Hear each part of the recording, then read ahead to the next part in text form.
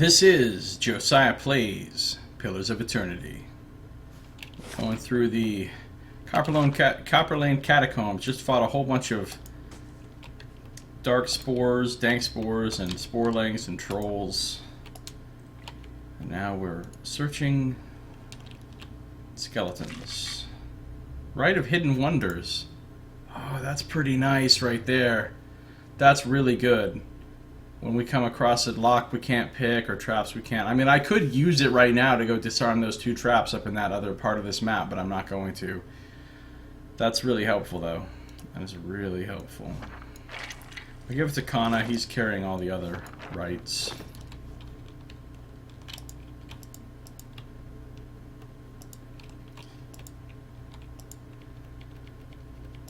How far were you into your Path of the Damned playthrough before you restarted, Azard?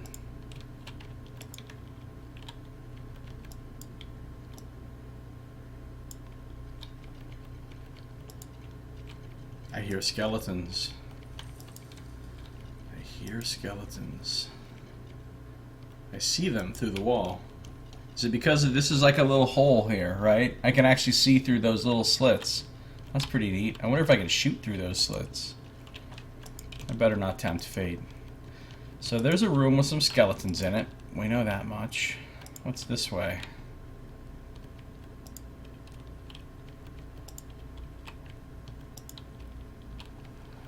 Another door into the same room.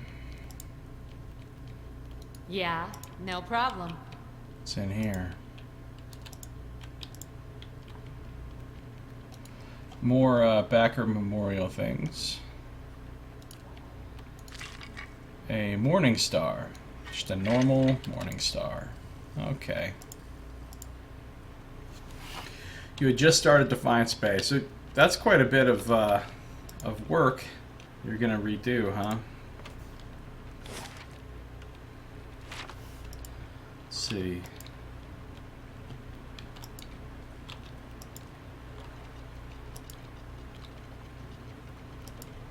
I don't think there's anything else along here, but there might be another. Oh yeah, I killed a troll there.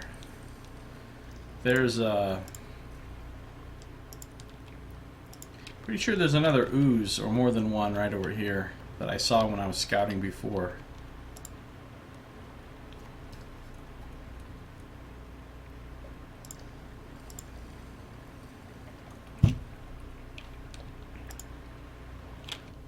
Yeah, there's one. Eh? Quit?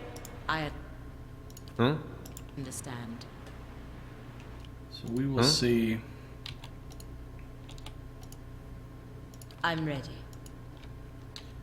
What happens here? On your word. Let's just have everybody shoot it.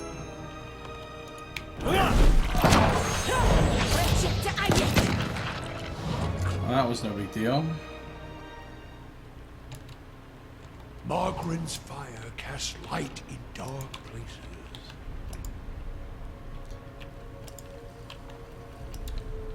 Okay, so I think I've explored everything here, except for this room right here.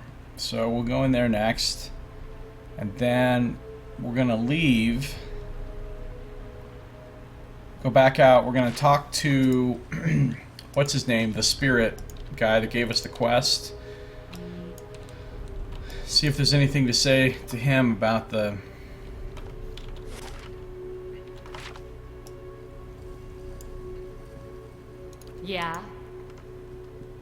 fact that we met what's his name?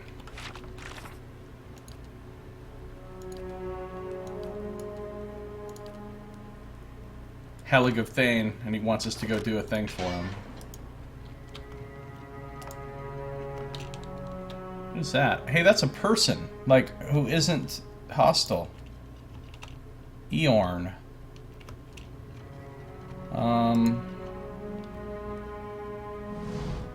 This small Orland man appears to have pulled together some crates and scraps of cloth to make a rather sorry-looking little camp. The thick fur on his limbs is matted, and his clothing smeared with blackening grime. He looks startled as you enter, his eyes widening in alarm. Well, yeah, he's living in a lovely place. What drives somebody down here to live around all the slimes and funguses and fungi and trolls and undead in this little shithole? Either he's crazy or he's got a really good reason for hiding out. Welcome. After a moment, however, he smiles weakly. Hello there. Wasn't expecting any visitors down in these parts. He glances around the dim room. What are you doing down here? Yorn grimaces. I've been a little down on my luck lately. Didn't have anywhere to stay, so I thought I'd come down here. Nobody pokes around in the catacombs much. Not until you, anyway. Wow, this is the first time I've seen stealth as a dialogue option. Interesting. Really? Because the catacombs seem more like the place you go where you want to disappear. That's what I thought. He's hiding from somebody. Ewan looks around the dingy chamber and nods slowly, expression pained. Yeah, I guess that's plain enough to see. Ewan sighs heavily. Very well, it's true. I've been hiding from the knights down here. But it isn't what you think. He ducks his head. It was an accident. It's been hard for me here in Defiance Bay. I suppose I thought if I got involved in city business, if I made the right friends, it would get easier in time. And it did, really. I made a name for myself. A place. People actually listen to me when I talk. Well, they used to. People can get very passionate about these things. We were discussing, I think it was shipping agreements, of all the things to fight over. But this one night, this man, he got very angry. I think maybe he'd had a little too much at the end. Eorn pauses. And I guess he didn't like an Orlan talking back at him. I struck him. He came towards me and I hit him, and he went over like a tree. I guess he struck his head on the way down. Eorn lowers his gaze and shrugs helplessly. Turns out he was a knight. The Crucible Knights won't care how it happened. They just want me gone. They won't let me live long enough to see the robe. Please, he looks at you with a pleading expression. I just want to get out of this city. The second I can get money for passage, I won't trouble anyone again, I swear it. I'll live quietly. But you can't... Please, you can't tell him I'm here. This is tough. Maybe he's lying to me. Maybe he's actually like a serial killer. Maybe he's into some other evil shit. Maybe he's innocent. Coming with me, fakes deduced justice. Our rewards more than your sorry life. I can take him prisoner. Oh, does that mean I can put him in my dungeon? I can attack him. This is a tough call. I mean, I really don't know whether I should believe him or not. On the other hand, I do like to give people a chance and help them out. Give people the benefit of the doubt, so you know what, I'm going to help him. Maybe that will pay off in the long run. I'm going to give him 300 copper. Here, this should be enough to buy your passage out to Defiance Bay. Eorn stares at you in disbelief. But this is... His face twists as he struggles for words. They said you were a kind soul, but I wouldn't have imagined. This will see me out of the city and well away. People have heard of my benevolence. I'm not sure I could ever thank you enough. But here, take this. I hope it's some use to you on your journey. You have my lasting gratitude, friend. I should get ready. So that was a whole, task that I basically just solved. So I got some XP, I got some gloves, apparently. Let's see what it said. Unwanted. Crucible Knights are calling for the arrest of an Orlan man named Eorn. Apparently he's eluded capture thus far, but the Knights continue to hunt for him. So I might have gotten this quest if I had gone to the place where the Knights are. I might have received this quest from the other side, like to come hunt this guy down. But since I found him first, I got it like this. In the catacombs, I found an Orlan named Eorn. He was hiding from the Crucible Knights. He was trying to scrape up enough money to leave Defiance Bay.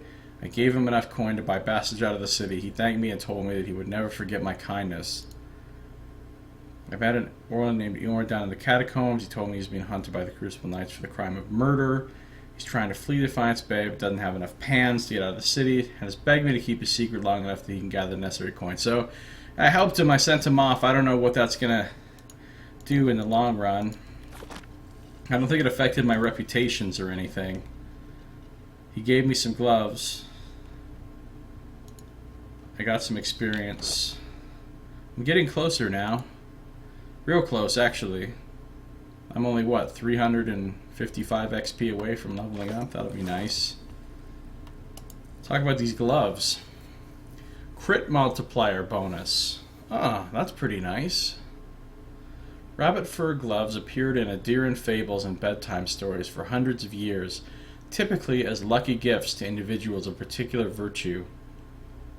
The gloves were first mentioned in a bedtime story about a girl who, in the midst of a famine, gave a piece of fruit to an elderly crone. The old woman in turn gave rabbit fur gloves to the girl, and though it was summer, she accepted them graciously. She wore them and managed to forage enough to feed her family, and a few short seasons later she became a hunter of uncanny skill. In other stories, the gloves are given to brave warriors, hard-working servants, and honest shopkeepers. The last story to mention the gloves is that of the notorious pickpocket Sandoran, who lost them when he stole an apple from a wizened old crone. Although the gloves appear to be sewn from the fur of different rabbits, there is no detectable seam between the many-colored pelts. They're soft and cozy, yet when you put your hands in them, your fingers still feel quick and nimble. A rabbit's foot dangles from the left glove, and their natural warmth suggests the presence of essence. So they give you luck. I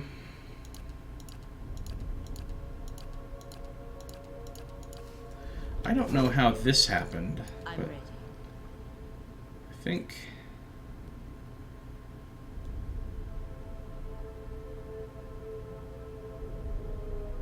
Following your lead. Hey. I think they're going to go on her, because she's the one that crits the most anyway. So that'll help her do a little more DPS.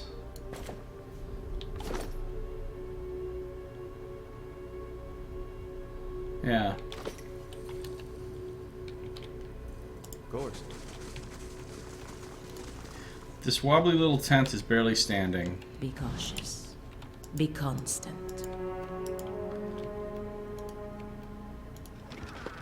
The queen that was and still is. Oh, this will be a book about Wodika, apparently. The smoldering fire is strewn with the meager remains of a recent meal. Fish bones, a molded rind of cheese, and a blackened bread crust. Any hidden stuff? Camping supplies. Nice. I'll take those. Since I just used some, that'll be awesome. It's convenient. I don't think I've read this book. I have not read this book. So, let me take a drink of water and we'll do this.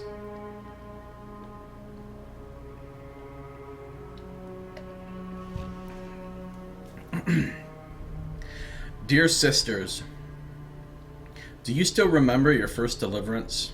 When you strangled your first wrongdoer, did you see the moment when life became death? Could you see the instance when your victim realized that Wodika forgets nothing? When Wodika takes back her throne, will you face her with pride, knowing you have held to your own oaths, or will you be amongst the word breakers? Wodika teaches vengeance and memory, and while she is in exile, we must be her eyes and ears that let no injustice slip from record. We must be clenched fist that silences the lying breath. When Wodika takes back her throne, all of the injustices that have slipped through the cracks of history will be righted. The villains hiding in plain sight amongst the innocent will feel the burned queen's choking grasp. Pray that you live to see the day when you will join our queen in this cleansing of the wicked. But know, my sisters, that we must be ready to see the end of our days without the return of our queen, for she will take back her throne, but it may be our daughters that serve the restored court. We must continue to live as we have always lived, hated by the other faiths, even though we place justice above our own well-being. At least the empire of Eder still holds our creed in proper esteem. It is a proper sign of respect that, by imperial custom, our clergy must oversee a contract for it to be legally binding. For who else understands the value of remembering one's oaths than Wodika's faithful? And let us not count our current blessings, for we still enjoy the support of the Paladin Order of the Steel Garrote, or Garrote. That's a pretty grim-sounding Paladin Order. They too understand that society is built and broken by the oaths and rules of its people. When Wodika takes back her throne, my family will know that I was right to commit my life to the exiled queen. When Wodika takes back her throne, the Strangler will stop being a story told to frighten our daughters, but a hero woven into parables that teach our children justice. When Wodika takes back her throne, she will bring her flawless memory with her. Every transgression, every crime, and every injustice will be revealed. When Wodika takes back her throne, even gods won't be spared their due retribution. I don't really like the sound of this, Wodika. A little too much on the vengeance and obsessive justice for me. You know, how about a little, forgiveness? A little live and let live. Just saying. Give people a chance for redemption. So, this room is the last one in the dungeon. And there's obviously some skeletons in there. Why not? I'll open this. Skeletons. Eh? Let's see what kind of scouting I can get done without getting detected, hopefully. No problem. Skeletal fighter. We know there's a skeletal ranger over here because we saw him through the...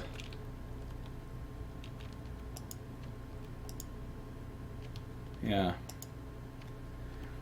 So there's a skeletal fighter in there. We could see there's a skeletal ranger. There's a couple regular skeletons here. You know there's going to be others. There's probably a wizard or two in there. This is probably foolish, but I don't really care. Alright, let's get out of there. Let's just, change formations. Change formations, no. And what Line everybody up right here. does the flame Actually, we'll go here. reveal? And then On your word. we will have Kana put his crossbow on.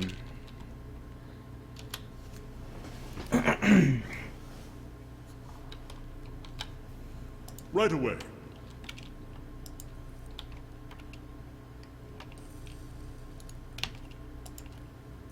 Your tail. Fire. Switch to the pistol, run back here. Here they all come. Go up there and knock somebody down. Que?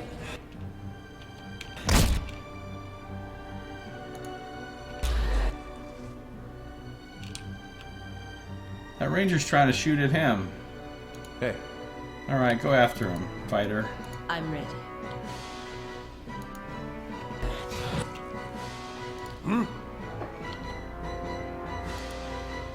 Following your lead.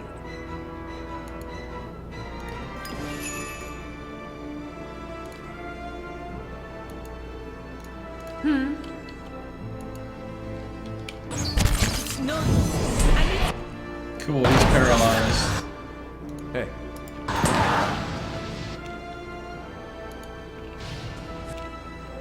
Que?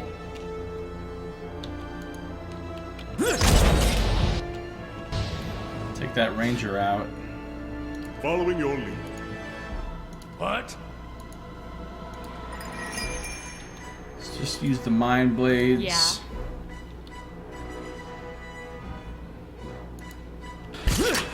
I feel sharp as steel.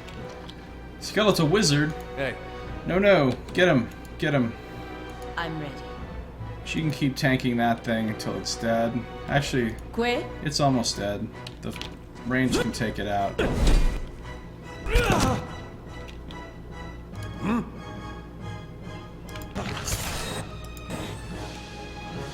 Holy Radiance. That'll burn On him. your word. Kana, you can Of move up. course.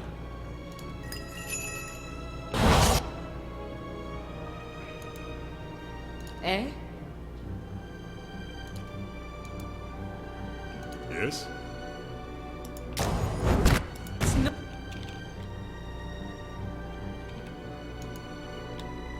Yeah, see, there's another one. I knew there was going to be some skeletal wizards in there. I need something stronger. Tell me. I have an idea, though. Let's back everybody up. Make him come to us. Hey. Get him. Tell me. Get him. Yes? Get him. Get him. Yeah. Get him.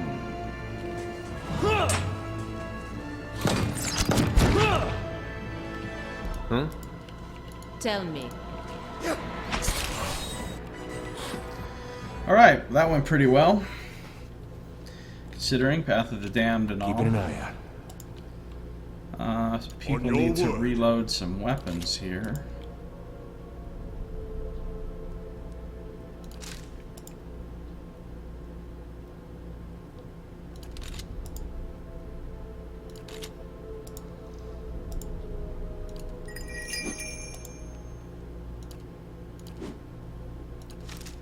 Got it.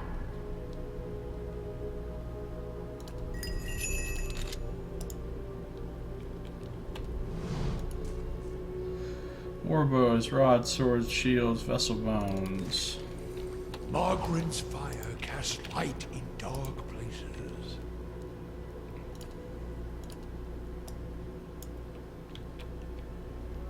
See another skeletal fighter in there. Oh boy, there's more. Well, at least the two wizards came. I mean, there might be more wizards, but really don't know.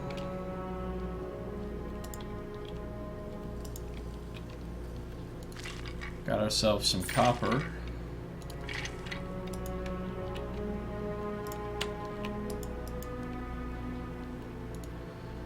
More. The guy with the hair. You mean that guy? Pumpkin the Quarg. Taco Cat is Taco Cat backwards. This is an important thing to know. Some fine scale armor. Onanimous, how you doing? Good to see you. Welcome back to the stream. Path of the Damned is like what? Plus 10 accuracy to mobs compared to... I think it's a lot higher than that, because when you look at it on the when you select the difficulty, it says plus 50% to all the monsters' stats. I mean, their accuracy is pretty high. Let's see. Where's like...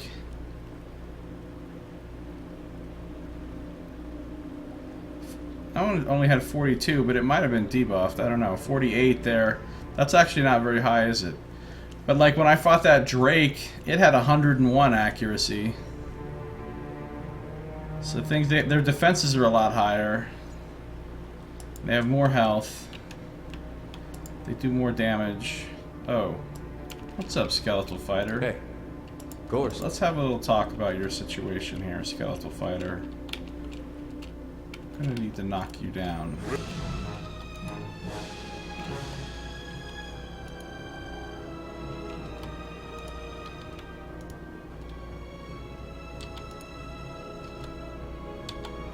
On Samu.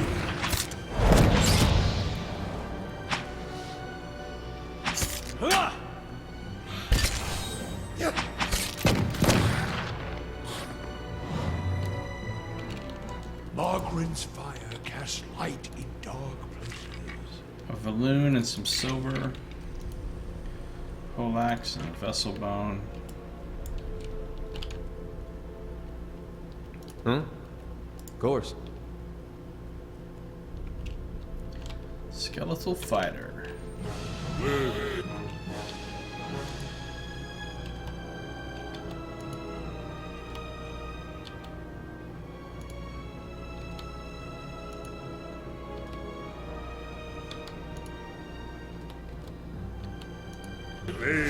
On Samu.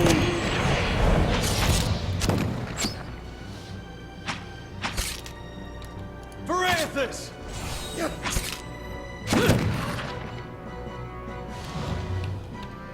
Not bad. My thoughts will be as silent as my feet.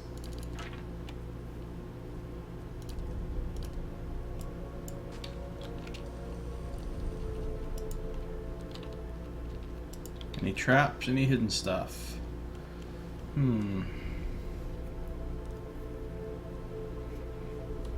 Once upon a time, there was a monster called Armin the Apple Eater. He could eat tons of apples and emptied all the trees in the realm of Princess Zikarin. Maybe he is still out there. Okay, sure, buddy. So I think I've cleared everything on this map. I can go to the Temple of Wodoka that way, but I'm not going to. There's a couple traps I didn't get over here. This is where the guy is that I talked to, that I'm still probably going to end up killing. But for now, I'm going to do his quest. So I don't think there's anything else to really search for, so I'm just going to run.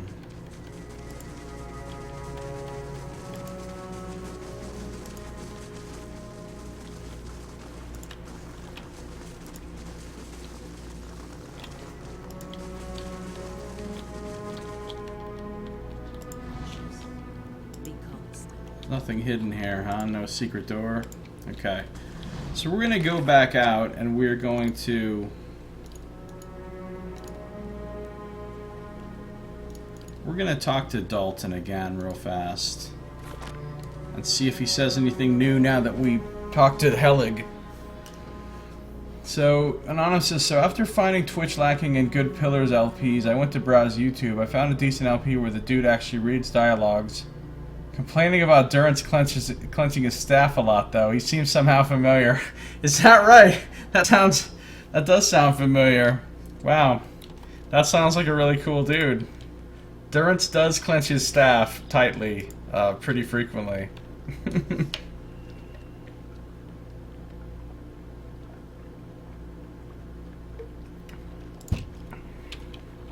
Does seem pretty familiar. So where was he? There he is. Dalton. The old guy that asked me to go down there.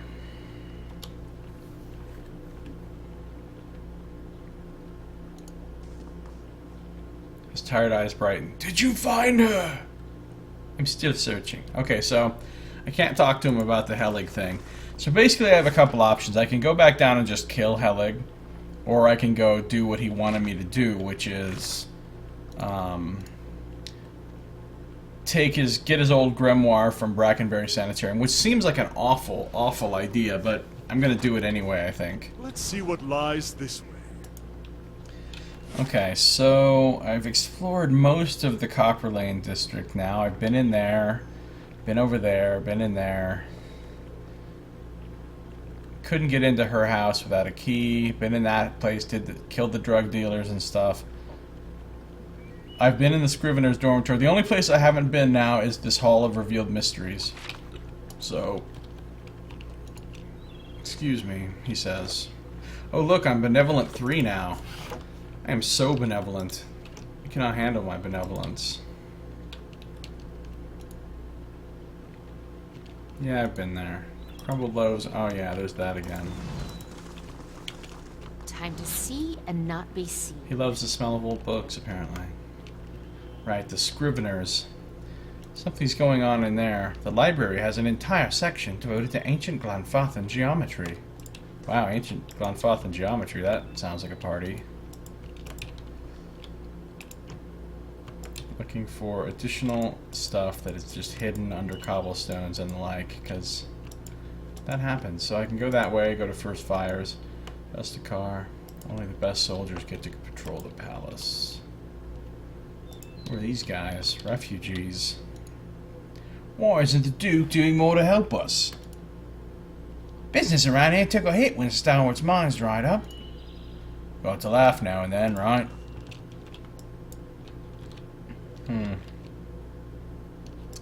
I already saw their ancient vital primary memories, or whatever they're called. What's it called? Vibrant history. I already saw their vibrant histories. Let's see. Someone actually stole something from the hall? How'd they manage to do that? Well, only knows. Grimda's looking for someone to blame, though, so stay clear of here for a few days. So I've heard about her. She's apparently not a very happy person. Someone's been reshelving improperly when Fexa finds out. If you think these books are impressive, you should see what Grimda keeps in the back. The life of a scrivener sure is rough on the eyes, but it pays well. Okay, I can't go wandering off into the trees, apparently. A lot of scriveners coming and going from this place. Alright, so this is the last place in all of Copper Lane for me to check out, after which I can go on to some of these other areas. So this is apparently like a huge library of sorts. It's got the domes and everything.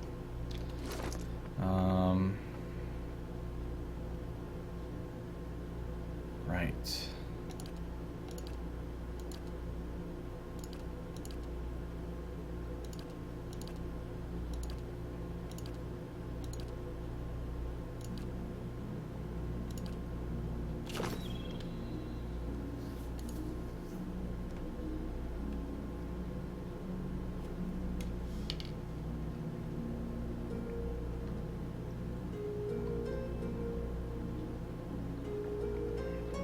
All these pages serve no better use than fuel for the fire. Oh, Durance, you're kind of crazy. We're not going to burn all the pages of the books.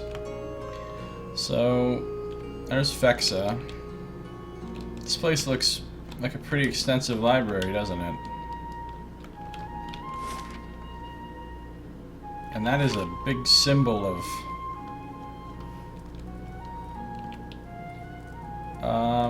WoW, maybe? I don't remember whose symbol that is. I think it's WoW. Just gonna do a quick actual save real fast.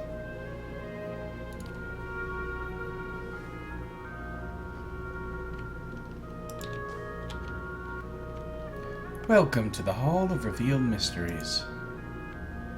Thanks. Looking for hidden stuff. The books on these shelves cover the history and mythology of Old Vailia. Oh, cool. I'm interested in doing some browsing here. Here's Johnny Hawk. Wow, is that guy a death god like? I think he is. You can see from the crazy head with the horns. Oh boy, vibrant history. Okay, here we go. Let's reach out for the soul. You see nothing at first. Inky darkness filling your vision, the dust of eons flooding your nose. You hear a strike, and a torch gutters into flame, revealing a man without a face, and a library of books flickering in the dull orange glow. He moves to the closest shelf, sliding the torch into a socket, and gingerly pulls a black-bound book into his trembling hands. He flicks through it lovingly, caressing each page before turning to the next, and the next. Finally, he finishes, placing the book in a satchel to his side, and takes down the torch. He spends hours wandering, reading, collecting, until his satchel is as thick as he himself and half as heavy, and begins to make his way back to the entrance. With a barely audible sigh, he draws 2 decaying doors closed, and the torch is extinguished. So we have a book lover, a creepy, darkness-loving book lover. Look at what he's got in his hands there. Look at the colors, like that green and sort of a bright pinkish purple. Now watch, I bet when I go out of soul vision mode, those become not those colors. Step back. Oh yeah, see, soul vision mode is weird. He's just basically holding a scroll there, right? But yet, when you look in soul vision, the scroll is like weird And what does neon the colors. reveal? So, we're gonna talk to you people, but not yet. First, we're just gonna look around. Books. I think I've read... See, 10 Years of Dawn, I've read. Yeah. Is this stealing? It is stealing, so I gotta be careful. I can't just be grabbing shit. No problem.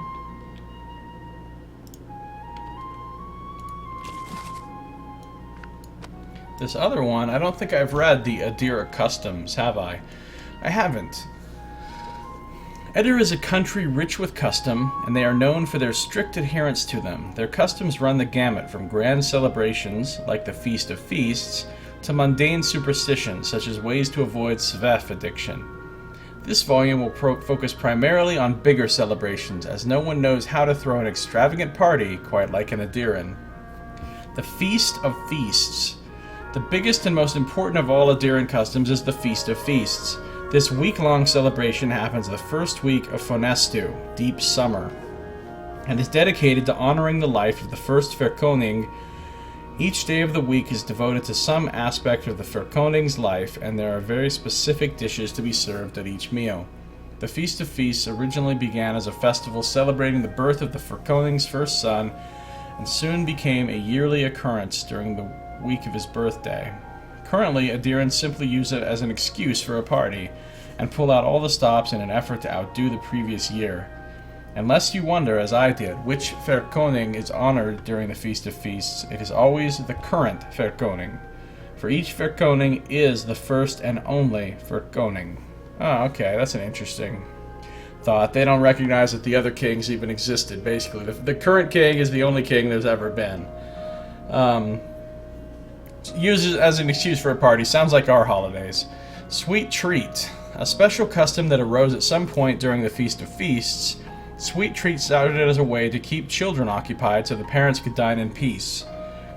While it is still used for that today, significance has been added to it. Each treat is placed in a container, usually small metal boxes, and hidden somewhere on the property. So it's like Easter with the Easter egg hunts.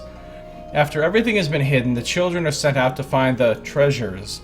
It is said now that the hidden treats represent Glanfathan artifacts, and the children are the explorers, bringing the riches back to their new and rightful owners. Carnival of the Mask. This is probably somewhat like Halloween, maybe? When the original colonists for Eder traveled to the new land to found the Deerwood in the name of the Adiran Verkoning, they encountered the Glanfathan people. The Carnival of the Mask celebrates this meeting. Originally, it was merely a formal reenactment, as a play, of the tensions between the Glanfathans and the Adiran settlers. So it's more like Thanksgiving, I guess. But it has since evolved into much more than that. Participants choose sides and come dressed in elaborate outfits depicting which group they have decided to align themselves with, Adirans or Glanfathans. Everyone attends a masquerade ball, and this party replaces any semblance of the play that was presented. And finally is Winter's End. Winter's End was never anything more than an excuse for a celebration, and it hasn't changed in all the years that it has existed in Eder. It takes place during winter dusk and lasts all 3 days. People use the time to reflect on the year, celebrate their lives, and remember the dead, especially those who have passed in the recent year. So now we know some things about Adiran holidays. Cool. It's interesting to find a book I actually haven't read since when I got my library fixed. Speaking of which, how are we doing here on this thing? 16 hours. Okay. When I fixed up the library at my stronghold, I went in there and there were 28 books in the library that I could loot, and I had already read all 28 of them. No entry into the archives without Grimda's permission. Oh, I could pick that lock.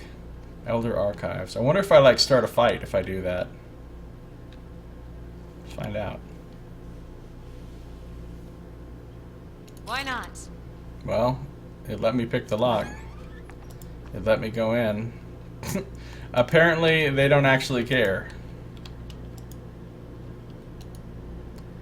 No entry without Grimda's permission. Okay, if you say so.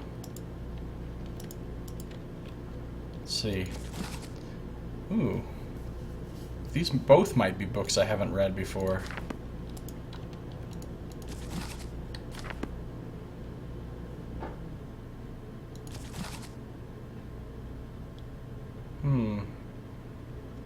I already read this one, I know. The Abaddon book. The Saints War Parts 1 Overthrow. I don't think I've read that. We'll see.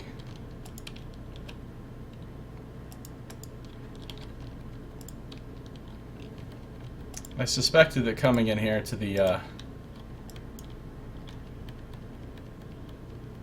well, it wasn't very difficult to sneak into the Elder Archives, but I'm not going to go in there just yet. to make sure I'm not looking anything up. Here's some Scriveners.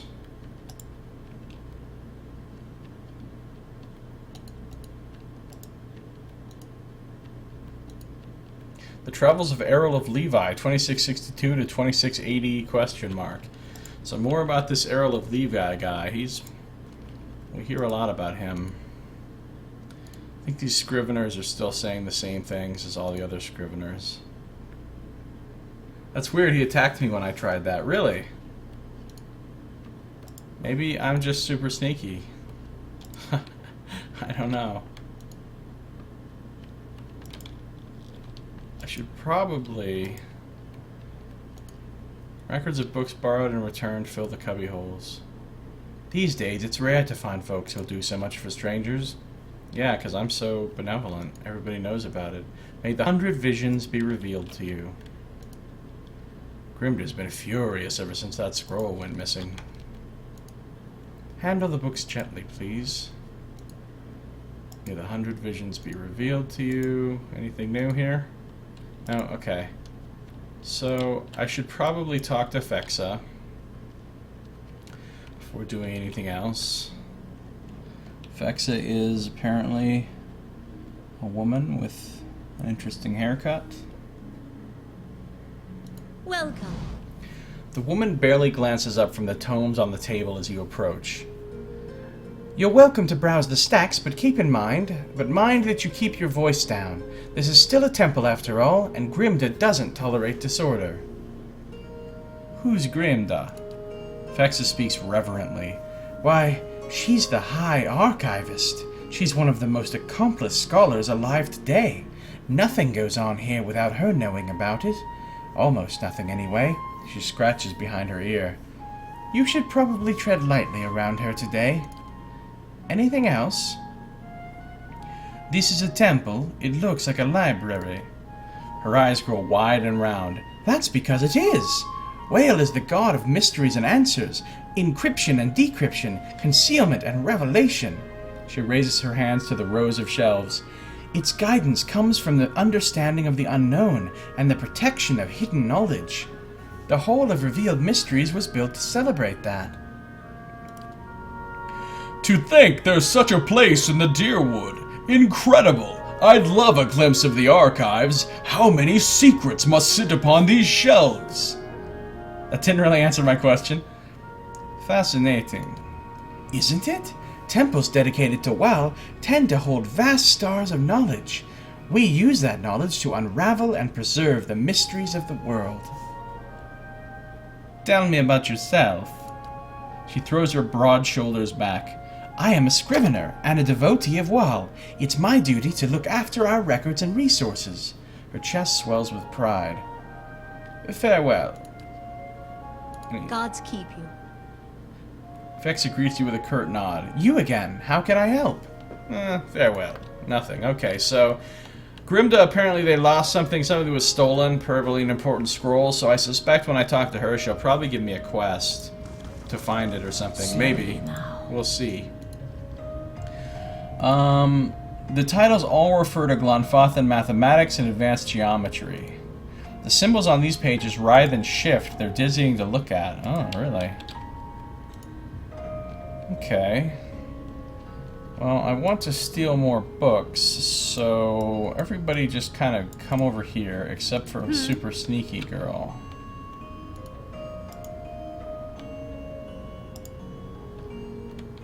And we're gonna steal some books. I just remembered, though, I found some books here, so... Have I already read... There's a way to find out. I'll throw all these books into here, and if they haven't stacked with the book I already have in here, then it means I haven't read them. So I haven't read the final journal of Jonas. My son, tomorrow I become the effigy. Tomorrow I become Skaan's embodiment on Aora. Tomorrow my master chokes on his own whip. For months we met by secret conclave to plot our landlord's demise. all the while working the fields as if our hearts were content. Scan teaches us to plot with the mind while keeping one's face impassive, inscrutable. Fair fights are for those with armies. The quiet slave is our whetstone, our focus. In his worship our cause finds focus, clarity, and possibility. Tomorrow my master chokes on his own whip. By the time you read this, I will be dead. I pray Scan does not abandon me for speaking of my plotting, but the son deserves to know how his father died. For I have volunteered to be the effigy. Scan will inhabit my body, using this old farmer's simple flesh as a puppet of godly rage. I have been shaved and anointed. Tomorrow morning I will be your father in name only, as my manhood will be removed. Wow, okay. My nose and ears removed. And my useless mortal eyes will be replaced with flint stones through which Scan might see the world. Well, that seems like a really unpleasant ritual. My son, I am sorry for the lies I have told you these past few seasons, but Scan demands secrecy. Even your mother knows nothing of my furtive service to the quiet slave. Curse my name if you must, but never weep for me, for I die for the betterment of our community, to smite our Lord's corruption from the face of Aora. Tomorrow my master chokes on his own whip, for tomorrow I become the effigy. Yeah, we've heard of this Scan guy before. He's like this sort of evil-sounding god, the god of secret hatred and like slaves rising up against their masters and stuff. He's not even listed among the... Oh yeah, I lied, he is. Well then, something was under the lore about... I thought for sure that Scan was under this section and not in here with the regular deities, but apparently I am wrong. Tips? What's this? Backer content. Pillars of Eternity was made possible by the generosity of thousands of backers, many of whom contributed content to the final game. Anonymous says, what Scan has against manhoods? I know, right? Like, why? That seems like really unnecessary. I mean, cutting out your eyes, replacing them with flint stones so guy can see through the flint stones. Okay, fine. But cutting off the manhood, why? Why would you do that? NPCs with gold nameplates were designed by our backers. Interacting with them will allow you to experience each one's unique history. Right, well, I found many of those. The tombstone icon indicates a memorial. These are personalized messages written by our backers. Many of them break the fourth wall, so players desiring complete immersion may wish to avoid clicking them. Right, we know about the friendly fire thing. These are actually valuable tips. I mean, I think I already know all this stuff, but clicking a series of actions or waypoints. Yeah, that's pretty nice. Clicking an item in a container while holding the shift key will move it directly to your stash. Alright, cool. Those were all just added in this new patch. Those tips, they weren't there before. I think I've already... There's nothing new here, right? I've already read about all these things.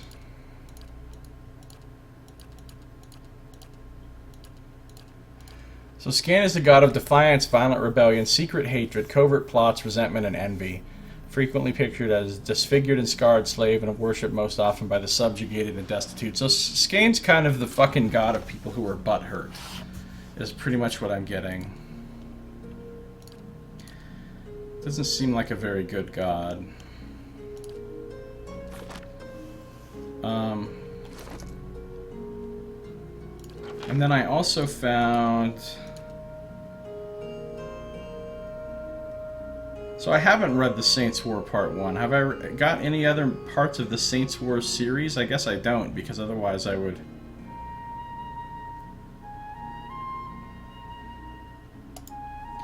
The Saints War Part 1 Overthrow.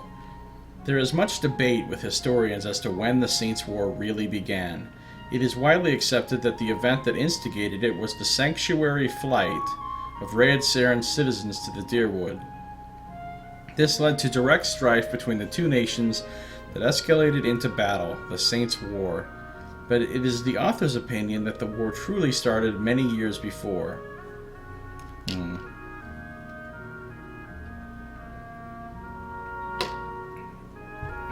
After the miracle of the Verdant Vorlus, as it came to be known, Widewind quickly gathered followers, drawn to the stories of Eothas' miraculous prophet. His power grew. Eventually, Widewind had gained enough support that he confronted the imperial governor. Assisted by a collection of knights and nobles who had been swayed to his cause, he marched on the capital city. The governor was allowed to live, but was forced to abdicate power and leave the colony. This was not from any understanding or an easy acquiescence from the governor, but because of what happened when Widewind entered the governor's palace. As Widewind approached the governor, according to accounts, his body turned into something that was no longer human. His flesh became luminescent, and his head transformed into pure blinding light. The governor, knowing there was no way he could oppose an avatar of Eothas, relinquished his power. The people then asked Widewind to lead the colony. He accepted, earning him the name Divine King of Raid Ceres. Widewind's rule was virtually uncontested. Initially, this was because everyone was awed that a god had chosen to manifest himself and lead his people. This changed as Widewind began punishing the allies of the Old Empire and the poison of the world, what he considered corrupt churches or church leaders of Eothas. Scrutiny escalated, and soon worshippers of Eothas were also being punished for mere perceptions of heresy. Members of other religions were also added to the list of the persecuted for following different faiths. This caused large segments of the population to flee Raid Ceres for the Deerwood, begging for sanctuary. This caused strife between the two nations. The people of the Deerwood knew that they could not sustain explosive population growth if Widewind's rule were to continue unchecked. They also feared that his eye would turn from Raid Ceres and land on them next if nothing was done. This was exactly what ultimately happened. An open war broke out as Widewind moved to spread his dominion into the lands of Deerwood. So this Saint Widewind guy was a real asshole. He caused a lot of problems for everybody. And I'm wondering, they say they don't know that he was really obsessed by Eothas. I don't really think so, because from what we've read about Eothas, he was actually a pretty cool god. And it sounds like even the normal worshippers of Eothas all got screwed by this thing, so I don't know what Widewind's deal was, who he was, or where he got his power, but I don't think he was really, truly the avatar of Eothas anyway. Because Eothas, god of rebirth, redemption, dawn, spring, and light. I mean, that's a god of some pretty nice stuff to be all, like, oppressing everybody. So I don't know about this Widewind guy. I don't like him. I don't like him. And of course, it's good that Durance and his homies destroyed him using the God Hammer. So then I have this one other book. Missives of the Hand Occult. It sounds interesting. I think I saw a reference to the Hand Occult before in like a dialogue or something, but I don't remember. Say as I spill water on myself, but I don't remember what it was. Maybe this book will give us some insight. Dearest brother, or was it sister, may this letter find you in well spirits. A man of thuggish bearing stormed into my library the other day and demanded I help him find a book on the construction of an arquebus. I thought it proper service to Wall to steer this man toward an illuminated manuscript on the subject of whittling toy soldiers and other miniature props. Unamused by my solution, I shrugged and said, "What is an answer without a question?" He did not find my spiritual rhetoric helpful or amusing, and so he punched out 2 of my teeth. I trust your summer has been less tumultuous than mine? In more important news, my apprentice claims she saw the eyeless face in a dream the other night. I admit, I was so mad with envy that at first I refused to believe her. Wall forgive me for such a lapse of judgment. She described an Aumaua of brilliant blue hues with a featureless face surrounded by a swarm of eyes, no 2 eyes alike. She claims Wall ignored her questions, and she can't recall any specifics of what was said. In fact, my apprentice seems to have forgotten many things since before the visitation. She could not tell me where she grew up, or what she liked to eat. At first I was so envious of her for having seen Wall with her own eyes, but it seems Wall's visit was to conceal, not to illuminate. I pray she endures this test of faith, and can look back at the event and feel the joy of mystery. I like that phrase, the joy of mystery. That's interesting. What is an answer without a question? Last week I felt the solution was ignorance, But after Wall's visit, I feel a road without length is closer to capturing the riddle. I like that too. I worry my apprentice will look back at her visit from Wall and feel cheated, robbed of some moment of clarity we all thought we were owed when we first joined. I tried to tell her she was lucky, but she was too young to understand. What is an answer without a question? May I be dead and my soul scattered to the winds before anyone knows for certain. So the Hand Occult must be the group that... Maybe that's the keepers of the archives of Wall, or maybe it's a secret priesthood of the god/goddess. I don't know. Interesting, though. So that's some more books I hadn't read yet. Anonymous says, perhaps he was actually a good guy trying to stop those cultists who now hunt you, and the books you base your opinion on are just written by those who killed them. Well, that's a good point, actually. That could very well be the case. Because, you know, that the history books are written by the winners, and they don't always represent things accurately from the way they were. So maybe St. Wagwin really was a good guy, and they've just been vilifying him ever since he was destroyed.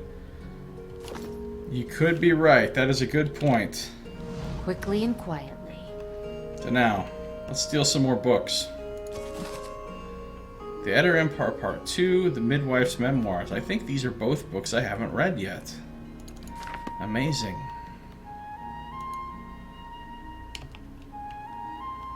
Let's go. Book of the Hunt. I'm pretty sure I've read Book of the Hunt.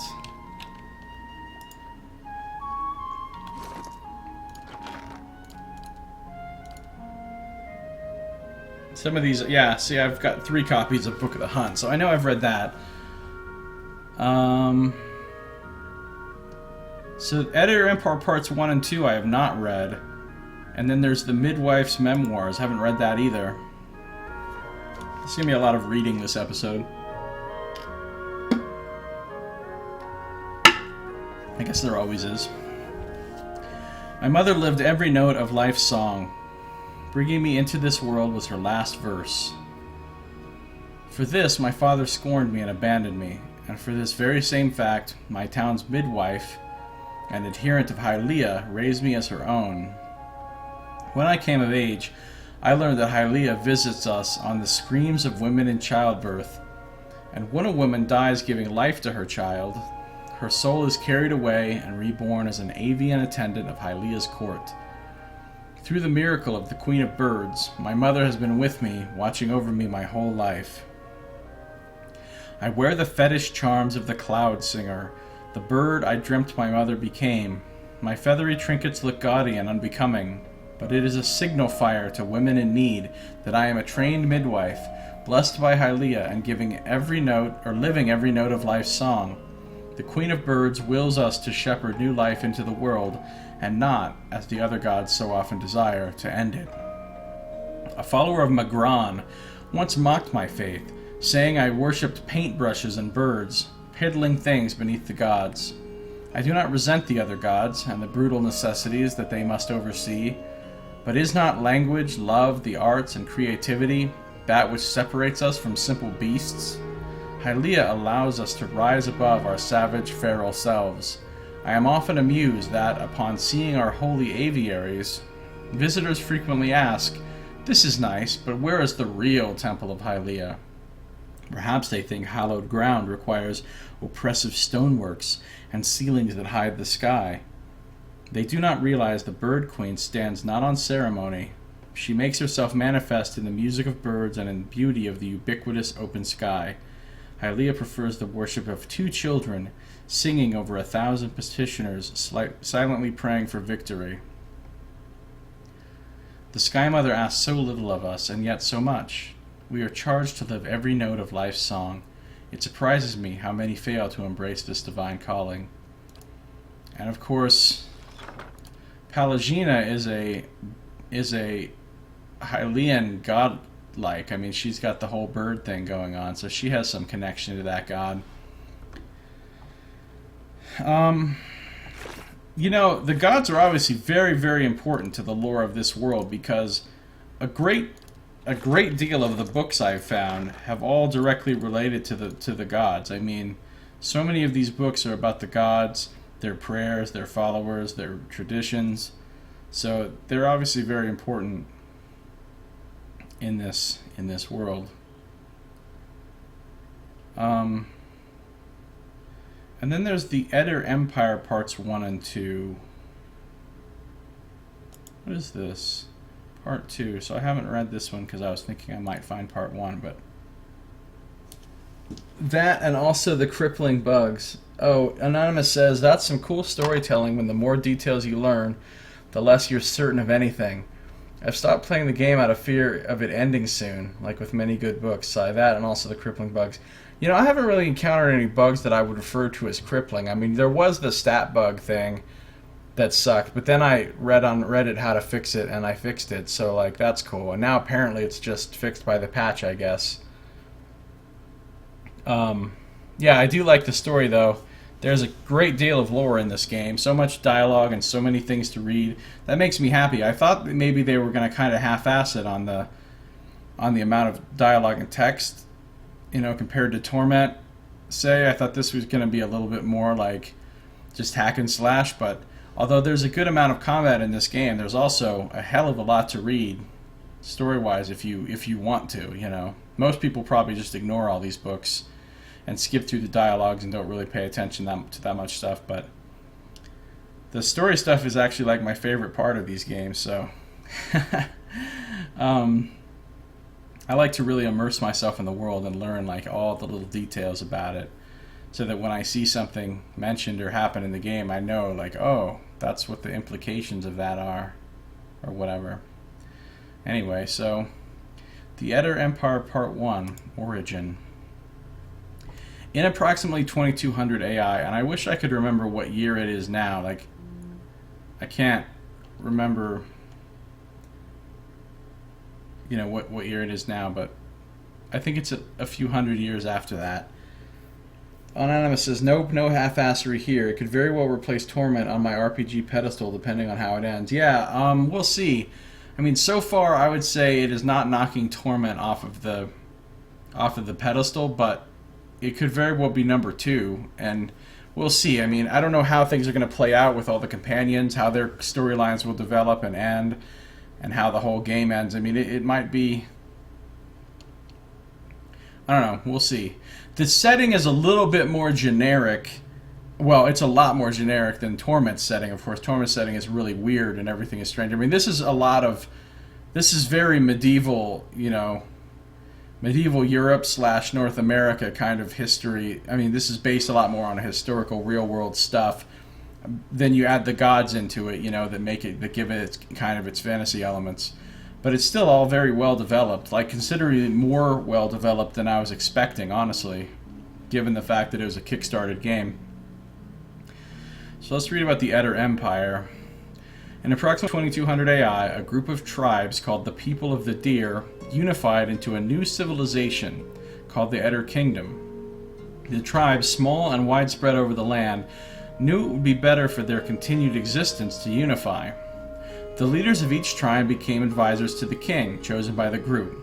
Each advisor would still be lord over his people, but each lord would answer to the Koning, first king. This decision turned out to be exactly what was needed, and the Adirian kingdom thrived, spreading out over the land, establishing strong trade routes, and became known to be fair but shrewd businessmen.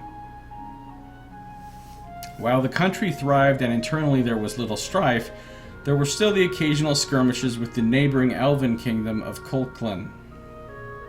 Not long after the kingdom was formed, the Adirian people began studying animancy. Still largely unknown at that time, it was an exciting, terrifying new realm that Adirian scholars saw great potential in. This potential came to bear fruit in 2260 AI, when a group of animancers working together transferred the soul of a recently departed man into another body, creating the first of what would later come to be known as the undead. The reaction to this discovery was swift and decisive. Both the King of Eder and the Church of Woedica condemned this event, and the study or practice of animancy was outlawed. It would never again be practiced openly on Adirian soil.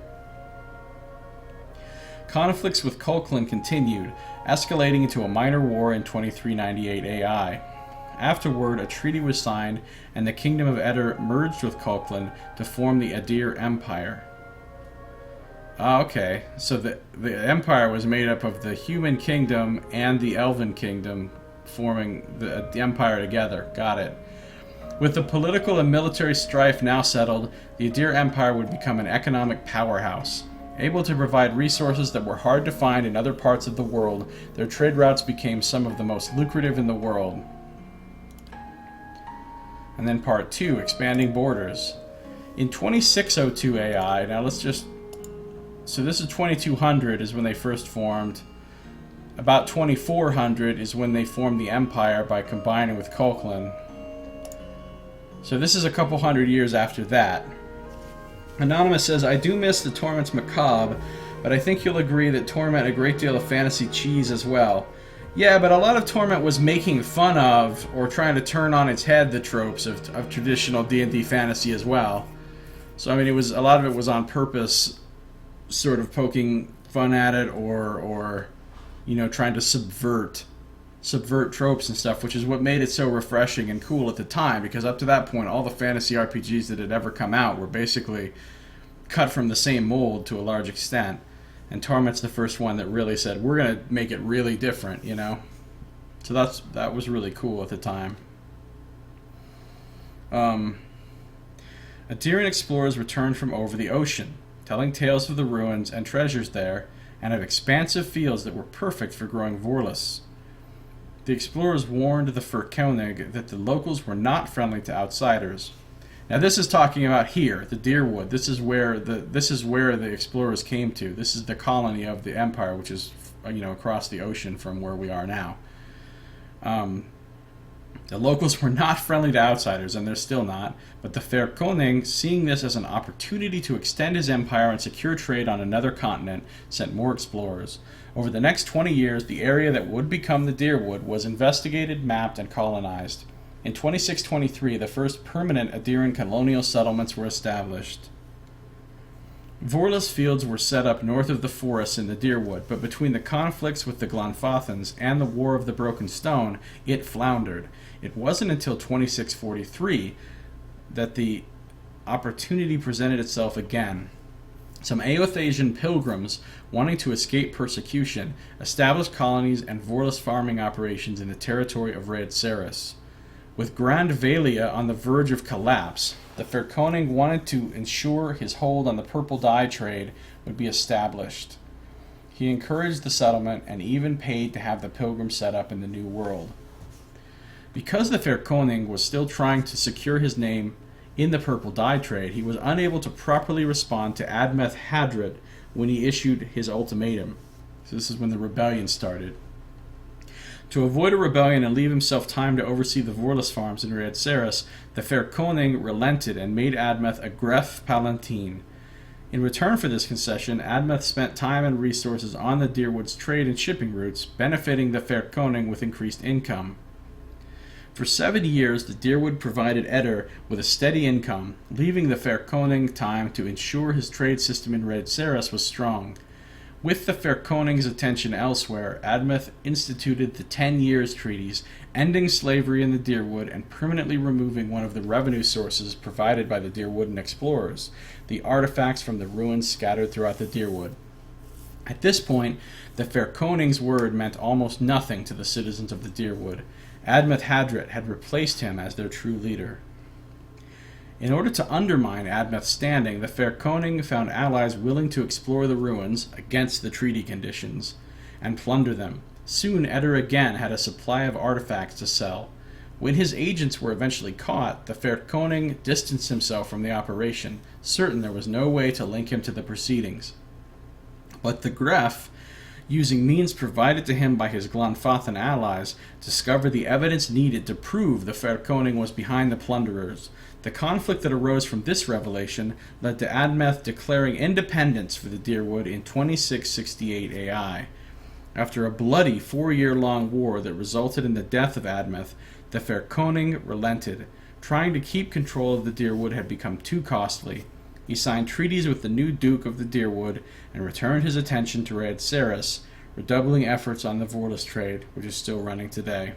And then shit went crazy in Red Saris with fucking St. Widewin. So this whole colonizing this other land has not worked out well for the Eder Empire. They've just lost more and more. Alright, so now we've read some more books. And let's see.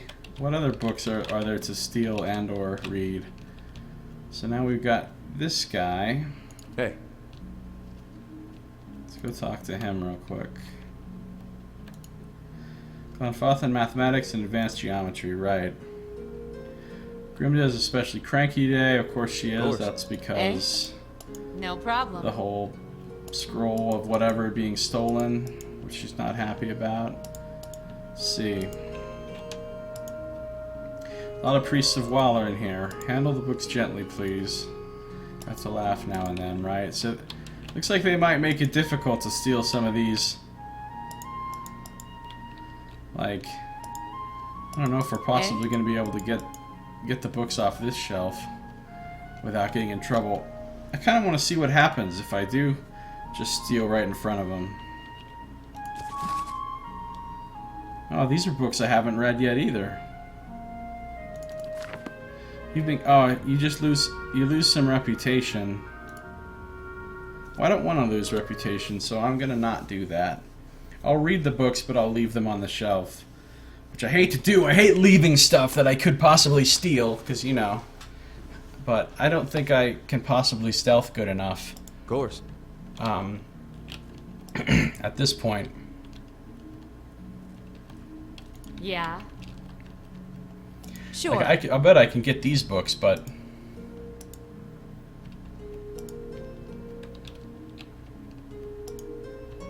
what's she doing? How come her stealth thing isn't going away? There it is.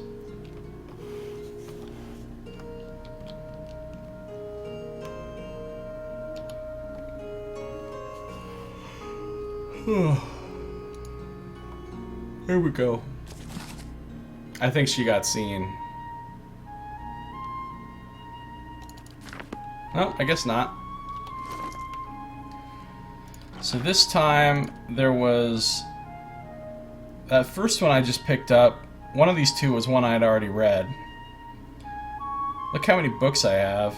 I have 2 copies or 3 of some of these, a lot of these that I've already read. But here's one I haven't read, the Orochian Calendar. Ani Orochio. That's what that AI is that we keep reading in all the dates. So let's read about the calendar. This is interesting. Unanimous says it's probably why I got attacked for messing around. I came here pretty much for the first thing in the city, having no rep. Well, I don't really have any rep either. My rep with Defiance Bay is just neutral, so House Domino friggin' hates me. So the calendar. Ani Orochio, the new year. Well, only 150 years old, and of Valiant origin as well, the Orochian calendar is currently used throughout most of the Deerwood and the surrounding areas. While the Deerwood was using the Adiran calendar until recently, they gave it up in favor of the Orochian calendar. The transition was easy to get people to make because the Adiran calendar was hopelessly inaccurate. Orochio calculated that it takes the planet approximately 334 days to orbit the sun, so he took the 9 months from the Adiran calendar and broke them into 16 months of 20 days each, with each season consisting of 4 months. The length of each month corresponds to how long it takes Balafa, one of our moons, to circle the planet. At the end of each season, 3 days, not part of either season, are set aside for people to celebrate the transitions. Lastly, the final 2 days of the year, New Year and Mid-Year, are used to observe the beginning and midpoint of the year. To prevent any confusion for the transition from the old calendar to the new, Orochio kept the year the same. So although the calendar has only been in existence for 150 years, it is currently 2823 AI. Ani Orochio. Okay. Orochio gave the months Valian names, but in the Deerwood and the surrounding areas they call them by their translated names. The year is broken down in the following way. New Year, a day to celebrate the arrival of the new year. Of all the holidays, this one is celebrated by most people around the Dyrwood and the Valian Republics. Each new year is greeted with a fervent zeal to begin things anew and start with a fresh slate. Winter months, 2 at the beginning of the year and 2 at the end. Deep winter is Fonavierno. Late winter is Taravierno. Spring dawn is 3 days, in prima, used to celebrate the transition of the world, rebirth, and spring. Aothasian festivals were especially prevalent at this time, or were prior to the Saints' War. Spring months, early spring, pre-prima, mid-spring, maj prima, deep spring, fon prima, and late spring, tar prima. Summer rising, 3 days, inestu, a period of transition from birth to growth. Many ceremonies designed to usher children into adulthood take place during summer rising. Then there's the summer months and mid-year. Early summer is praestu, midsummer is majestu. Mid-year. Okay, I'm getting something here from these prefixes seem to be the same. Pre is the first, then maj, then fon, then tar, and it seems to be the same with all of them, with just a different suffix for each. So vierno is the suffix for winter, prima is the suffix for spring months, estu is the suffix for summer months, but the 4 prefixes are the same for each season. Then mid-year is a day of reflection and introspection. The year is half over. People who made promises on New Year use mid-year to assess their progress and renew their oaths. So then deep summer and late summer are fonestu and terestu. You see, the prefixes are the same down here too. Autumn falling is 3 days. In autumn, harvest celebrations happen during autumn falling if the crops were particularly bountiful. If the harvest was small, supplication is given to the gods asking for a better harvest the following year. So then the autumn months are preaton, magiton, phonaton, and teraton. Then there's winter dusk, 3 days. Inverno, okay? Winter dusk is filled with celebrations of life and vigils for the dead. The world is returning to sleep, plants die, and those still alive raise a toast to another year. In the winter months, early winter, previerno, and majverno. Okay, cool. Well, that's how the calendar works. I have a suspicion one of the writers is a calendar enthusiast, says Anon. Yeah, probably so. They put some work into that. Okay, cool. Well, that's how that works. So then... No problem.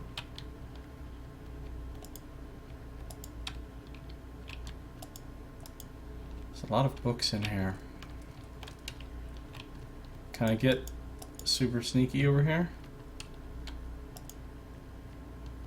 Come on, nobody can see me. I'm behind some bookshelves and stuff. There we go.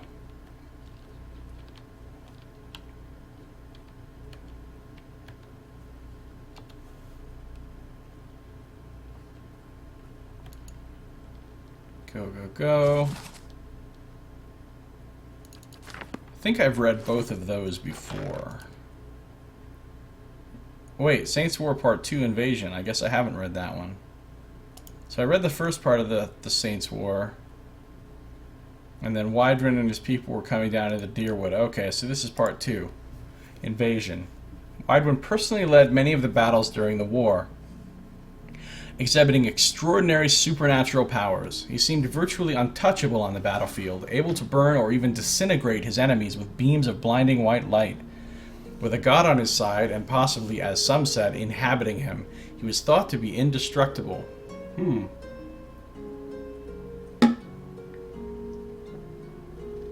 So obviously he had the power of something. He wasn't just merely some trickster, like casting illusions and making it look like he was a god. He had some great power. So did it come from Aothis, or did it come from some sort of other evil, powerful entity? We don't know.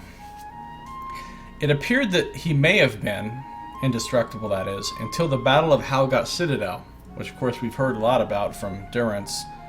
The people of the Deerwood knew they could lose the war if they did not at least slow Icewind down.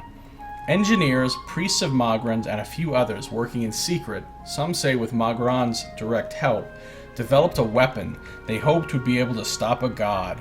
12 feet in diameter and filled with a variety of chemical and magical explosives, the bomb was rolled under Evendur Bridge.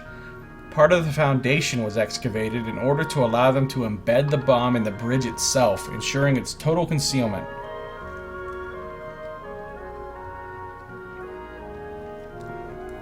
"12 Derwidden men and women volunteered to stage an ambush at the bridge to keep Icewind on it until the bomb could be detonated.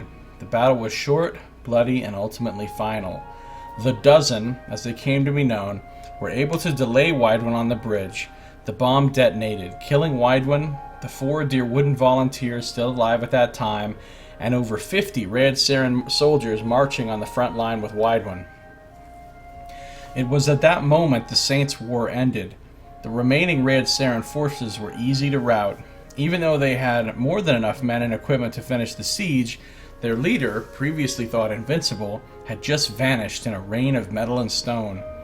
Panic set in, and the Deerwooden troops sent them away with ease. From that point on, the bomb was known by the name Godhammer. It even worked its way into everyday conversation. As sure as Godhammer ended the Saints' War came to be a standard phrase to express unequivocal certainty. Less certain is the fate of Aethys, who has not spoken to his followers since the explosion of the bomb, and is presumed by most to be dead. Lest some concerned citizens express their worry or other more industrious think they could reproduce the result, the author would put the thoughts from your heads. Since that time, there has never been another documented explosion of such magnitude, and efforts to locate the engineers and clergy responsible for the bomb have been entirely fruitless. Godhammer was a unique, fortuitous occurrence. Its like will never be seen again without divine intervention. Well, that's probably good. We don't want people to be just building all kinds of Godhammers and using them all over the place, blowing shit up. Anonymous, how lucky of them to have their planet to orbit their sun in an integer amount of its revolutions periods. I know, right? That's very convenient, isn't it? But I guess they had to make it that way, like... Makes it nice and simple.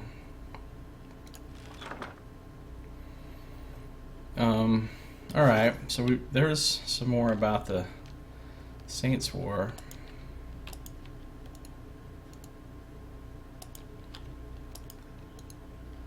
Arrow of Levi. Be interested to see if we ever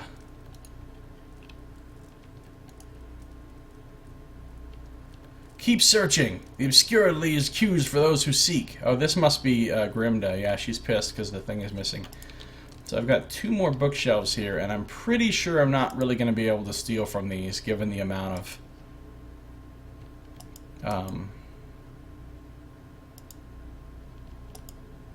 of people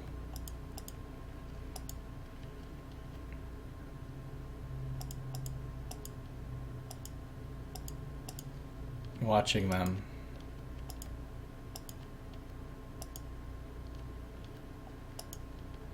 Yeah, I think I'm just going to have to read the books on these 2 shelves and not try to steal them.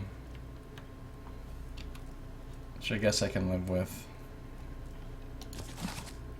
The Enigmatic God of Cold. Okay, so I haven't read much about Rimmergond before. The young students are often confused by Bareth and Rimmergond's seemingly overlapping roles in holding dominion over death. Bareth oversees the cycle of life, death, and rebirth. Rimmergond oversees the cold, destructive act of death itself. This difference is often difficult for novices to appreciate until they've lost a loved one and endured the absence for a time. It is Bareth that determines we will be reborn just as certainly as we will die. But Rimmergond is the executioner's axe. Rimmergond shows us that all life ends in stillness, and they said that he's the one that's responsible for souls becoming eroded over time and like having a sort of what's the word for it, entropy, right? That causes eventually the souls get too eroded away and they're not unable to be reborn. I need only show them the symbol of Rimmergund, the bone-white aurochs skull found carved within the most ancient of Angwithan ruins. It is a symbol of death and doom in every culture. Any child with 4 winters under his belt needs no introduction to the ancient symbol. Rimmergund embodies not just death, but all manifestations of collapse, be they famine, plague, or simple bad luck. Rimmergund is a primal god, silent and unscrutable as death itself. He makes himself known with his passing, not by proclamation. There are innumerable stories of the god's terrifying passage through the lands of Aora. When the beast of winter stirs, bitter winds and beastly howling follow the creature's every move. Wherever the beast plants a hoof, all life withers into dust. The faithful of Rimmergund insist that even another god's life can end in stillness. They claim the other gods must flee from the beast of winter's mastery over death, but we know not if this boast holds true. Anonymous says, the essence of life has half-life. Oh, there's a good pun in there, I can feel it. Right? It does. It has a half-life. That's pretty funny. Though the beast of winter is shrouded in snowy clouds, those who have seen the shaggy white monster claim that the souls of the fallen can be seen clinging, or perhaps frozen, to the beast's fur. Wow, it's got souls frozen to it. That's pretty hardcore. The dwarves of the boreal south have numerous stories that tell a similar plot. A brash hero seeks out the beast of winter to rescue the souls trapped in its fur. These tales never end well, for even if the hero saves his beloved soul, the hero dies in the process. For it is not a proper tale of Rimmergund unless the hero's life ends in stillness. So that is yet another asshole god of this realm. All of the gods of this mythology seem pretty much horrible, except for like maybe Hylia. Well, I guess they're not all horrible, but they're all pretty bad. Woedica, Rimmergund, Magron, Galawain are all pretty bad. Scan, of course. At best, they're like neutral. There don't seem to be any gods that are really overtly good, except for maybe Eothas, of course, if we're not counting the St. Widron acting up thing. And Hylia seems pretty okay. Andra's pretty neutral, I guess. So yeah, mostly these gods are pretty dark and grim, sort of old world style gods. There's not a lot of like shiny, happy kind of gods that you see in like a modern, normal sort of fantasy setting. You know, like the Forgotten Realms or a lot of the other settings where there's like all these good gods of like happiness and light and joy and stuff. These gods are all pretty much pretty grim. So the white that wends we have not yet read about. This is the frozen land that was mentioned once or twice. It's one of the places that your character can be from in character creation if you want. How long have I been wandering? I can no longer tell. The days in endless white, the cold breath of the wilderness biting at my neck. All I feel is the insistent hand of the wind pushing me forward. Where is it taking me? Where did it start? On the boat? Was there a boat? I remember one. A storm? A disaster. If I dwell on it long enough, my mind rebels, so I walk, and she appears to me. How many times has it been? Once? Have I seen her before, or is this the first time? Did she ever leave? All my mind can do is ask questions. Each question leads to another question. The answers frighten me, so I walk. She stands with her head cast down. Long white hair hangs in front of her face, obscuring it from my view. She holds out a hand, pale, thin, palm up. She wants my help. She wants my soul. Something screams, inhuman and primal. It overtakes me from behind, wrapping me in a terrifying blanket of sound. My skin contracts as chills course through me. I turn to face my pursuer and see only a vast, white emptiness. She's gone, like every time before. Was this the first time? Has she gone before? My stomach answers with a growl. Hunger. The beast consumes me from the inside, and there is no stopping it. I must eat. I see water. Am I seeing it now? Is this a memory? Confusion slips its fingers inside my head and murmurs softly. I cannot quite hear it. I strain to no avail.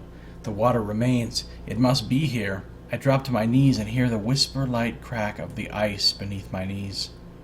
I am sitting in the lee of an ice mountain. The protection it provides does little to prevent the wind from driving the pins of snow into my flesh. I am shaking. Where is my left hand? I move it. Nothing. I look down and see it moving. It is wet and caked with ice. My head falls back against the ice and I press the edges of my memory. My brain whispers back with a soft cracking sound and a scream. Wood on wood, tearing, cracking. I close my eyes against the onslaught. She appears before me again. Again? Time fragments and blows around me like the snow that obscures my vision. I am walking. My hand is on fire. I feel the needles piercing my fingers as she reaches hers out to me. She raises her head, black eyes staring blankly. Her mouth opens and closes, but if she speaks, I cannot hear it. To scream again, closer this time. If I still had emotion, I would be quaking. I turn as I have so many times before to see what monster has found me, and she is there behind me. She puts her hand on my chest. The cold burns me through my clothes. She leans in. Her mouth presses against my ear. We are waiting. I open my eyes. I lie on the ground. I see torn fabric, rocks, a broken wooden box, an unsuccessful campfire. Where did it come from? Did I make it? How did I get here? I roll onto my back, unable to stand. Exhaustion sits on my chest and holds me down. She stands above me. I see frozen tears on her cheeks. She does not move. She does not threaten me. But I know this is the end. Her mouth opens. The inhuman scream that erupts from within her digs through the blackness that shrouds my mind, and I see her. The wood that tore beneath her feet, the water that swallowed her. She fades, replaced by the face of the devil that has followed me. Was it always there? In my madness, did I view it in a different form? Is anything in my mind true? Time bleeds. My vision shimmers, distorting the face that approaches. Its dark eyes watch closely as it walks forward. Its fur is matted and stained. Its fangs glisten in the fading light. Its enormous hands, tipped with jagged blades, rise above my head. I close my eyes. I am coming. Wow, that sounds like a grim place. It sounds like wandering in these frozen wastes have driven him mad. He's seeing visions even as he's stalked and hunted and eventually dies. So it makes you kind of not really want to visit the White That Wends. Like, this is not really a document put out by the Chamber of Commerce of the White with Wends trying to drum up tourism.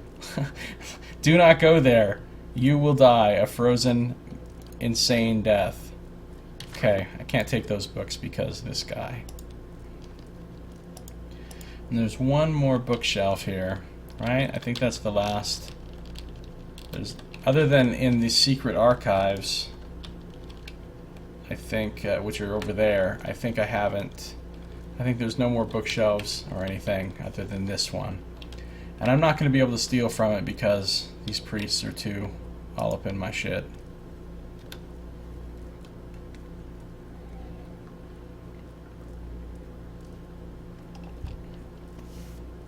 So, this one doesn't seem to really want to let me... Okay, there we go. No?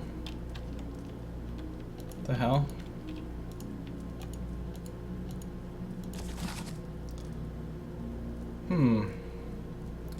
Well, I think these are a couple others I haven't read. Selected correspondences of Giftbringer Eden. So Giftbringers are like some of the followers of Andra, I'm pretty sure I read about them. Yeah, so this will be a new book that I haven't read. Sing, O ocean waves of Andra's sorrow, of her unrequited love for the unattainable moon. Sing of the ocean's sorrow, so that we may forget our own. Each day the tides reenact Andra's longing for the great moon. The waters reach out at high tide, yearning for the heavenly body, only to slump into low tide when the moon proves unattainable. You asked me once why I loved Andra so dearly, how I could go from a life on dry land to being a devotee to the goddess of the oceans. I sing of the ocean's sorrow so that I may forget my own. It is Andra's message that speaks to my heart. I have devoted my life to helping others discard painful memories, for that is the gift Andra gave me. When I lost my young daughter, my wife and I were inconsolable until a gift bearer appeared to take my toddler's toys and cast them into the deepest waters. Truth be told, I and the other gift bearers I know have never even spoken to Andra. She is largely silent, and when she does speak, she uses floods and tidal waves instead of words. But we may sing of the ocean's sorrow so that others may forget theirs. Andra's story, the story of desire unanswered, actually matters to people like you and me. Magran cannot steer you to victory over sadness.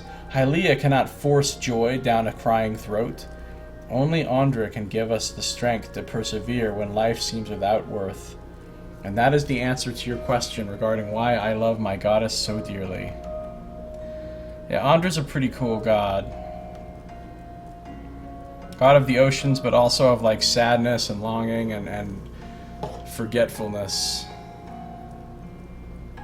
They throw the things into the sea so that people can forget the memories of their losses and the things that make them sad. Pretty interesting idea. Then there's true stories from the Living Lands. As far as I can tell, the Living Lands are like the land of the lost, like this continent of like lots of jungles and big dinosaurs and stuff like that. From what a little bit that I remember, it's another place your character can be from. So let's read about the Living Lands, and then we'll be done with the bookshelves here for now.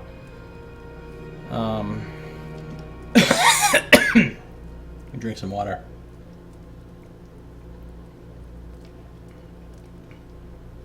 Anonymous says, Andra washed my memory of Dragon Age Inquisition away. You didn't like it, huh? I haven't played it. I haven't played Dragon Age 2 yet either. I'm going to play all of them. I played Dragon Age Origins all the way through a couple of times, and I really liked it. Dragon Age 2 looked awful, and everything I heard about it was that it was awful, so I never played it. And then I haven't played Inquisition yet either, but I've watched some people playing it. And the Dragon Age fans I know, they really like Inquisition. So, I don't know. I thought it looked kind of fun. I mean, it certainly is a big departure from the original game. And from classic RPGs like this, but... or like the games that this is based on or whatever, but... it looked like it could be fun. Just a second. Okay, let's do this. True stories from the Living Lands. Only the hardiest of explorers would dare take the long, dangerous trek to the Living Lands. While there is no denying its beauty, the diversity of plant life alone is an herbologist's dream. The inherent risk in blithely trekking through these pristine hills is more than most should undertake. Let me take a moment to tell you about the land itself. Rolling hills, greenery, and sun. The whole area feels like a succession of hills and valleys, each with its own ecosystem. While that declaration is a tad extreme, it can almost be said to be true. The combination of sun, geographical location, proximity to fresh water, valley depth, and the existence of hot springs have given the Living Lands a wide breadth of flora and fauna. Walk down a hillside into a valley and you will find lush, verdant hills. Climb the next rise and you might see nothing but rock and boiling mineral springs. And the creatures! In my travels, I have seen it all, and this place never ceases to amaze me. Trolls. I'll never forget my encounter with the trolls of the Living Lands. I had just narrowly avoided being consumed by a giant plant, more on that later, and was running as fast as I could to get away from it. I broke the crest of the hill, and the valley below was wide, green, wet, and covered with low, thick-branched trees. Vines grew everywhere. Between the trees, across the tops of them, down to the ground, it as a mess of vine and green. Cautiously, I worked my way down toward the basin, keeping an eye out for anything suspicious. And it's a good thing I did so. I noticed not all the trees appeared to be trees. I froze, dropping to the ground in an effort to minimize my appearance. One of the trees moved, lumbering slowly away from the cluster. It's then that I realized it was a troll, stepping out from among the group of trees it had been resting against. With a few more steps, I would have walked right into their home. The camouflage these trolls exhibited far exceed any I had ever seen before. I hope to return again in the future and observe them more. Insects. While I have never seen them, I have read reports of giant insects in the Living Lands. Centipedes, flies, mosquitoes, and hornets, all 10 times the size you would see them elsewhere. That sounds horrible. Imagine making camp. You've just gotten everything set up. There's a nice fire going next to your shelter. Something is gently simmering in the cooking pot. You sit down, finally feeling like you can relax after a trying day. You feel a tickling at your feet, insistent and prolonged. Reaching down to brush whatever it is away, your hand comes in contact with something hard, long, and flexible winding its way around your boot. You look down to see a centipede the size of your arm, casually making its way over your feet toward the far side of your camp. You would get out of that camp, wouldn't you? That's exactly what my friend did when he realized he had started his fire over a centipede nest. Yeah, a centipede the size of my arm would freak me the fuck out. I'm not gonna lie. I would lose my shit. Plants. Unless we forget, do not let your guard down around the plants. I had discovered a wonderful collection of giant flowers. They were bright pink and grew in a circle around a central stalk. What an aroma! I lack the words to describe how delectable it was. Sweet, fruity, and light, with just a hint of something tangy. Looking closer, I saw some berries growing on the stalk in the center of the flowers. Well, I just had to have them. So I started pushing my way through the flowers. Then the vines growing around the base of the plant began to twitch, and the blooms turned toward me. It was at that moment I saw the blooms weren't actually flowers, but hinged jaws. I had been fooled by its camouflage. I quickly retreated, pushing my way back out, just in time. The blooms slammed shut. If I had still been standing there, trying in vain to reach the berries, I wouldn't be writing this book today. So the Living Land sounds like an exciting place to have adventures. Kind of the opposite of the White with Wens, but lots of crazy creatures there and stuff. So these are places that are not going to be in this game, but they might be places you get to visit in future games if they continue with this IP, which I think they probably will, because I think this game's doing very well. And I think that's pretty much it for the books, not counting the secret archives. So I can come in here, I can look at this stuff, I can actually talk to Grimda, which I will do in our next episode, because that's all the time we have for this one. Anonymous says, I kid, but it was a mixed bag for sure, and DA2 isn't quite as bad as often described too. Really? You didn't think DA2 was that bad? I watched somebody playing it and it looked pretty awful, but I'm sure it's probably better than I think. I mean, the story's probably okay and stuff. I'm going to play through all of them pretty soon anyway on stream. So, we'll see what I think of the Dragon Age games. I know I liked the first one, but I know that number 2 and 3 are quite a bit different from the first one also. So I'm going to end this episode here. And as far as the stream goes, I'm just going to take a quick break and then I'll come back and continue streaming. But that's going to do it for this episode. So this has been Josiah Plays Pillars of Eternity.